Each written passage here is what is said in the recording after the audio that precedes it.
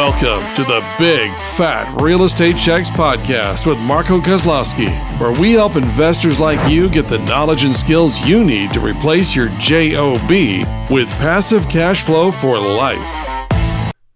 Hey everyone, welcome to Big Fat Real Estate Checks.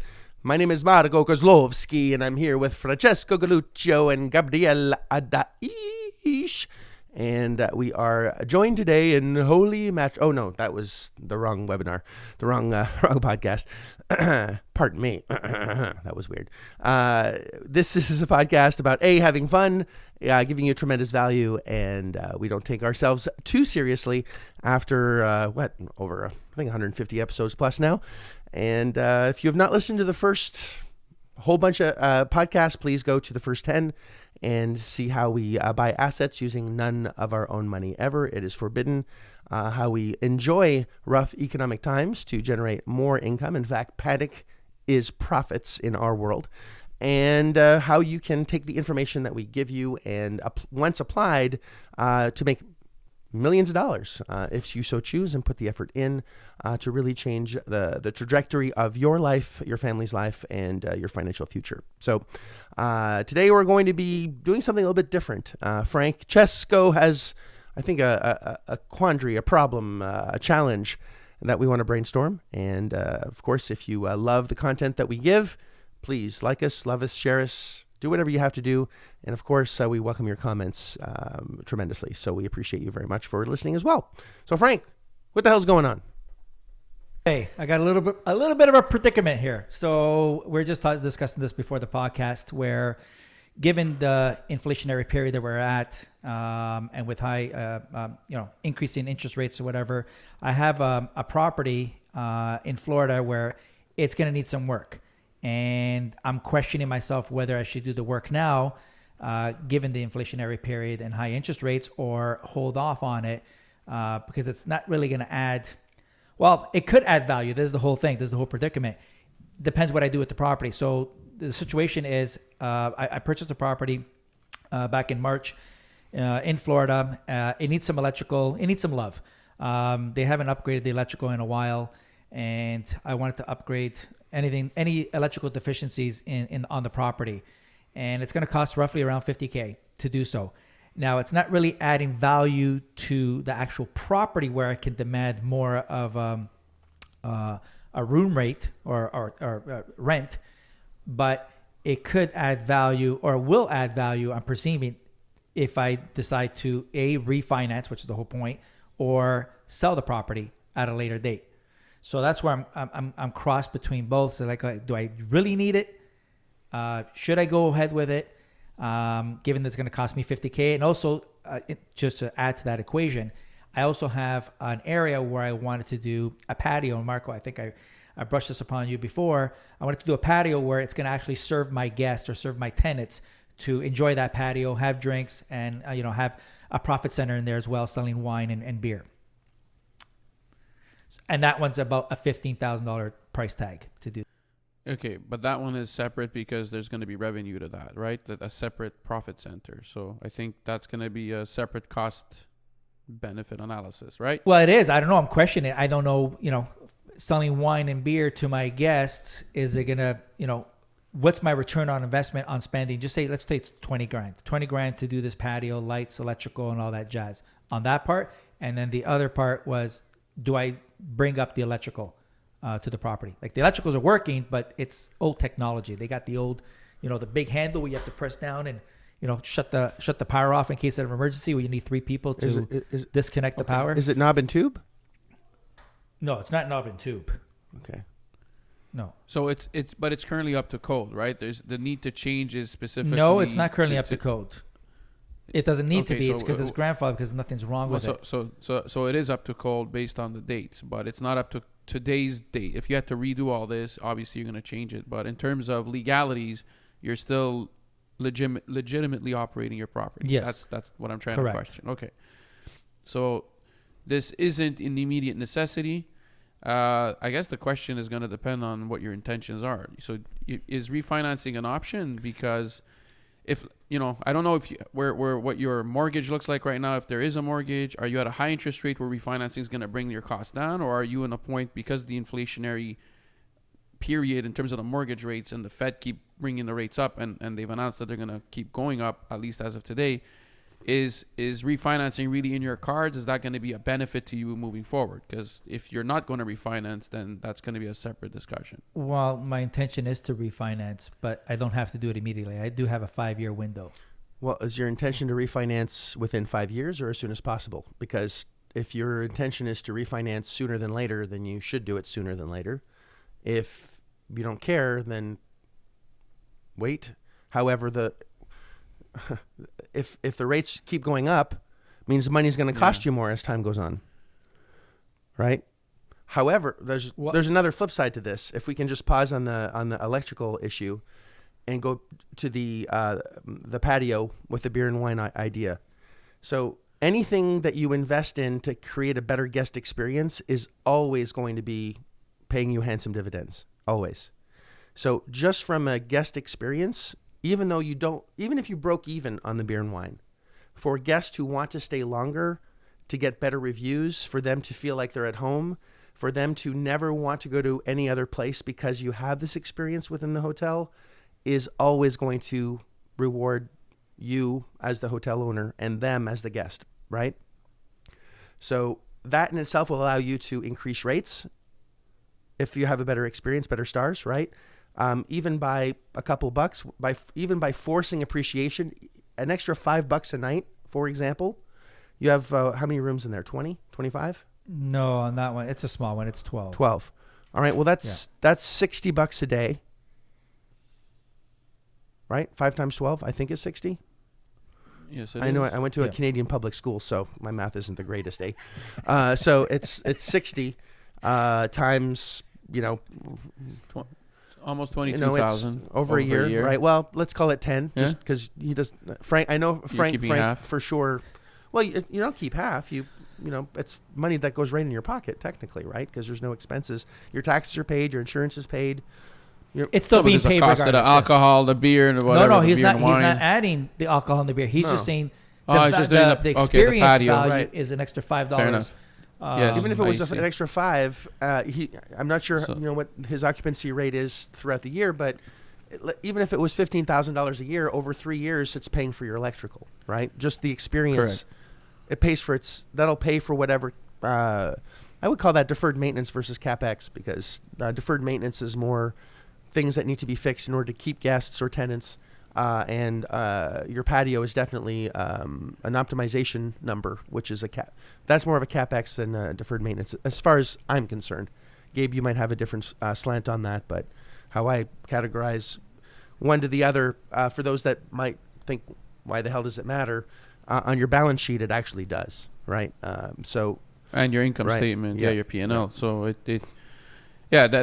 that's one that's funny that you mentioned this. We were actually having a discussion about this, Frank and I, and that item specifically, the electrical, could be considered either deferred maintenance or CapEx. It's up to you, and your accountant to decide that. The reason is when it's a large expenditure, you might be able to amortize that expenditure over the life of whatever that electrical work is going to last. So if CRE allows you to amortize it, I say CRE, it could be the IRS if you're in the U.S. obviously. So whatever they allow you to amortize that type of work over is what you'll be able to do. But either way, if we just go back to the question itself, if you did the patio and you were able to fund your electrical issue with that, or your electrical expenditure, that would be great. But it's still going to depend on when you're going to refinance and if you're going to do that. So is your what are your intentions? It comes back to that. Well, Marco has his hand up. Thanks. Me like Horseshack. Did you call me a horse shit? What? No, I didn't say horse shit. Horseshack from Welcome Back, Kotta. Oh my God! He's in the back. You never watched that show? Mr. Kotta, Mr. Kotta, Mr. Kotta. Yeah, exactly. Me. Yeah. Oh my God! You've just aged yourselves. We know we're aged. We're both 50, man. Yeah. We're old. Half a century. Gosh, together, you're a century. Hilarious. Yeah, together, all three of us were still a century. Yes. We were born in the 1900s, boys. It's at the bar. It's really funny. It's like you have to be born in the 2000s to walk in. I'm like, what the hell is going on here? That's right. Someone born in 2000 is now 22 years old. I'm like, Oh, my what the goodness. hell? That's crazy. Sorry. Yeah. Little old man talk here, boys and girls. Where was I? So I have two questions. One is, why are you having this conversation now if you don't want to do it later? If it was me, the first question is how am I getting the money, first of all? Because if it's coming from a line of credit, I wouldn't want to do it until I'm really ready to refi to lower my interest rates as much as possible. Right? Because if you have the cash, I would use a credit to do it, if just from a timing perspective. I would put it all on cards or if I had to, I would borrow the money at an interest rate. I wouldn't necessarily use my own money, right? So I would borrow the money and I would do it right before the refi so it passes whatever the restrictions are for the bank. And that's when I would do that upgrade on their electrical system, because then my interest costs are lower. So it doesn't really matter if the interest rate is 24% or if it's 6% if I'm only using the money for a couple months. It's negligible at that point, the pennies that it's going to cost in the interest, right? So interest rate won't matter. It's timing. So if you do it now at 6%, but you don't do it for 2 years, I'll save money by doing it on my credit cards and doing it for 1 month or 2 months. I won't have that expense over 2 months. So there's that question. And then the next is obviously for sure the patio and having a better experience and really thinking about how to create a better experience with that so you can increase the ADR. And even if you increase the your daily rate by $20 and gave away, every guest gets two free glasses, 2 beers or 2 wines. You gave it away. You're still ahead. That's the value add. Yeah, Right. That's the value Then add. you're still the ahead. perception of value Exactly. So you still have your license, and if they want more, then you can sell it. But just the fact that you charge them an extra $10 when it's not going to cost you that for the beer if you buy it right, or the wine. Ask me how I know that. Then you're going to still be way ahead, or $15 or $20 more per night. It'll pay itself off very, very quickly. So to answer your first question, why was I contemplating this, is when I purchased the property, I had an inspector go in and there was some electrical deficiencies in there. Now it's still operational. It's questionable electrical, the way they did some of the things up in the attic. I think it was just more from a peace of mind perspective that I was looking at this. I know it was going to be a hefty price tag to rewire. I don't have to rewire, but it was only that. It passed inspection. The building authorities. It's not a fire hazard. It's not a fire. There's extension cords and things. I don't want to get into the whole details, but it's questionable electrical. But it's not going to burn the place down because that's the way it's been for several years. But our model, or at least my model, is, when I get into a property, I just want to make sure that it's 100% safe and comfortable and clean. And affordable for people. So that was in my bucket. That was kind of discretionary. I was on the line, and I know it's not going to bring value because the lights still turn on. So is it a fire hazard? Next, is insurance going to be an issue? Because if insurance doesn't know about this, right? And I'm glad you brought that up. And if fire happens, then and they say, well, you know what? This is not something that is actually covered. It's an exclusion in the policy. Now you've lost the hotel, so it costs you more than the money. Now you're really fucked, right? So that's something you have to think about as well. Not just the money cost, but the risk.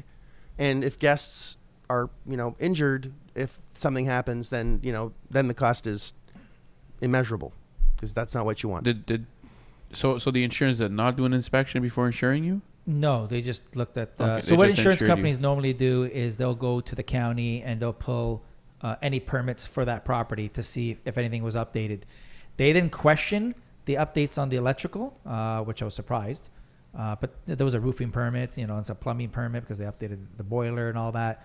They didn't question it, but actually, Marco, it could come up in a year's time because a lot of insurance companies, especially down in Florida, they don't want insured no more. They're looking for excuses. So that was my other fear is come a year time, if I don't do the electrical and they ask, hey, we want to see an update on the electrical, because the building is old. It's from the 70s, early 70s or late 60s.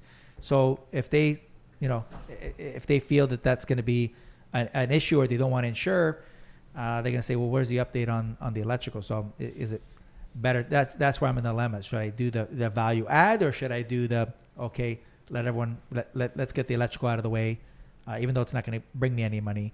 And in terms of the money on that, I was going to use a line of credit or use money that I have, and I was going to basically lend it to my company at a higher interest rate.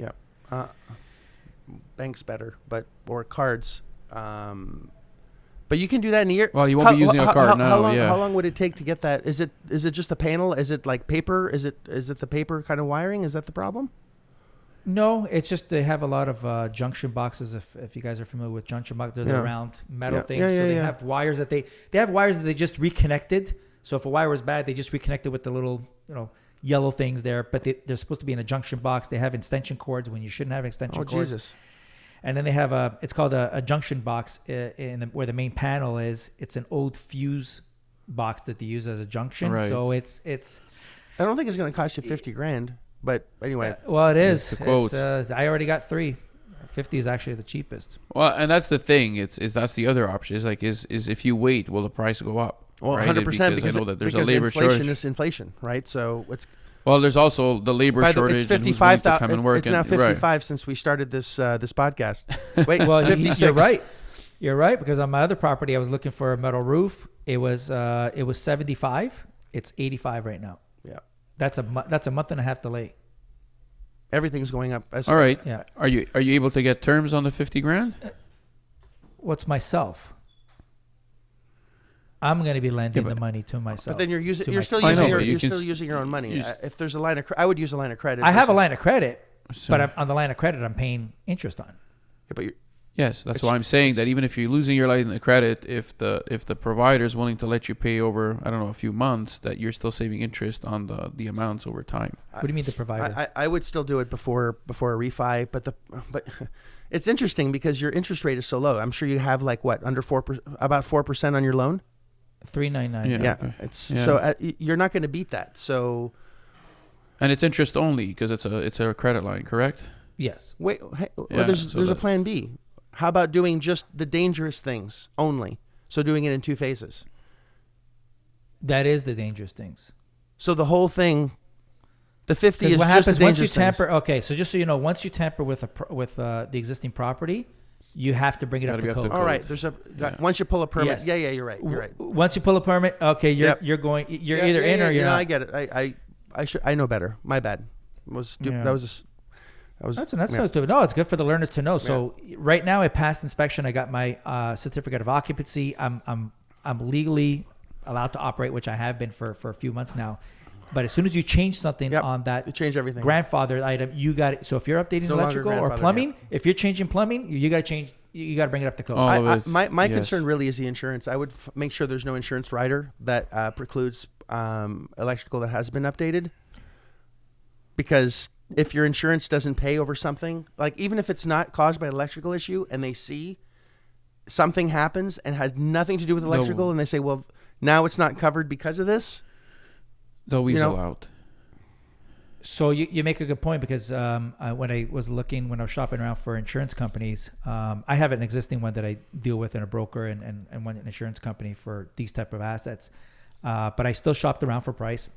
All the other ones, they asked for when would the electrical update and the plumbing update. I didn't have the electrical. They go, we can't find anything. If you don't have anything, then we can't insure it. So that's why in the back of my head, I know the company that I got now, because I have a reputation with them. They insured me based on, okay, we got it. They pulled the records. They know there was no electrical permit, but they still gave me insurance. I'm just worried in a year's time, what's going to happen. So if I was strapped for cash, what I would do is and I only had access to $25,000 on a credit card or friends, family, whatever, but loan shark, I would do the patio right away, get the beer and wine going, increase ADR, and take that cash and squirrel it away, that extra money that I get, and then pay for the electrical using cash flow. And still do within the year then, basically. If you do it right, Even do the value add. Yes, even at $20, because let's say you get an extra $100 of extra revenue a day. Yeah. Is that possible with the beer and wine? Oh, I would just on the beer and wine sale, or you're saying even the value add on the on the ADR in the beer and wine sale. So let's call it 60 plus another 40. 40. That's not much. I think. Yeah, So. people like to drink, so Yeah. I With I cost don't know what everything beer else goes for on the retail. Let's say your net, it's like $1 a beer. That's what you're Yeah. basically buying it if you're doing a wholesale, ish.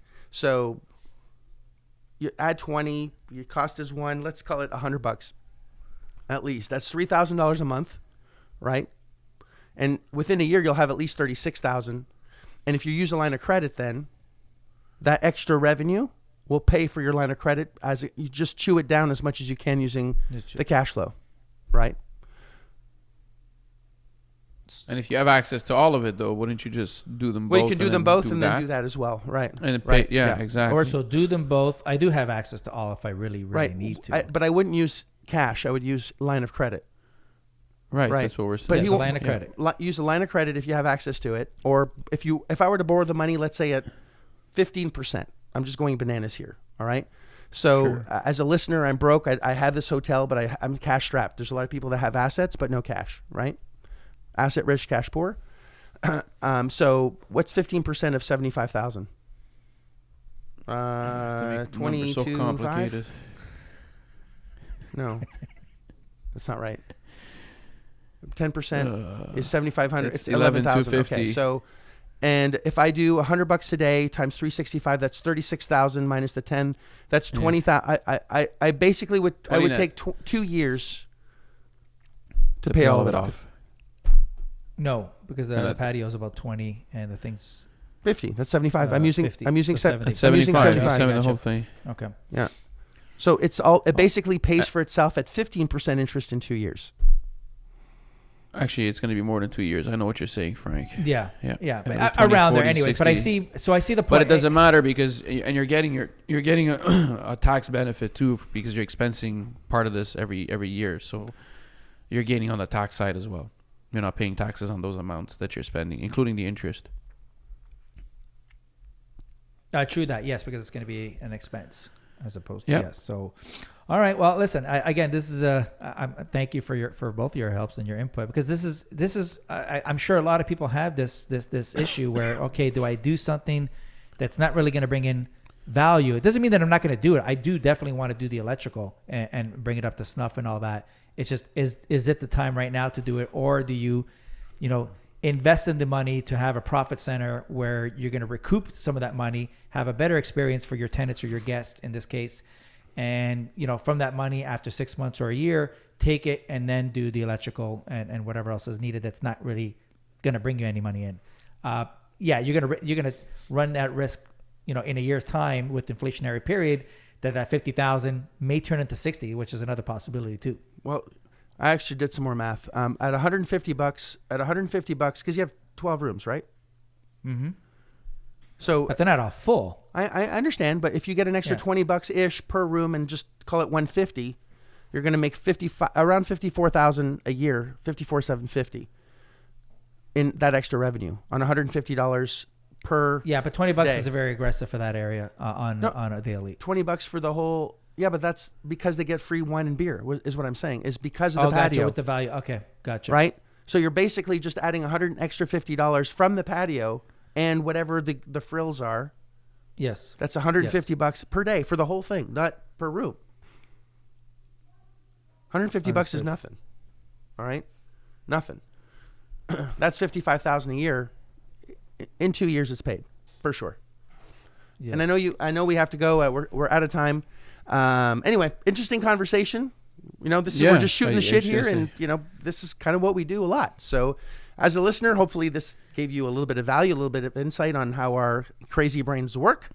appreciate you, and hope you listen to as many episodes as possible.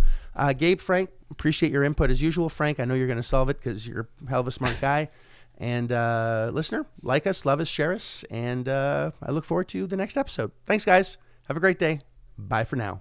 Crush it. Doodles.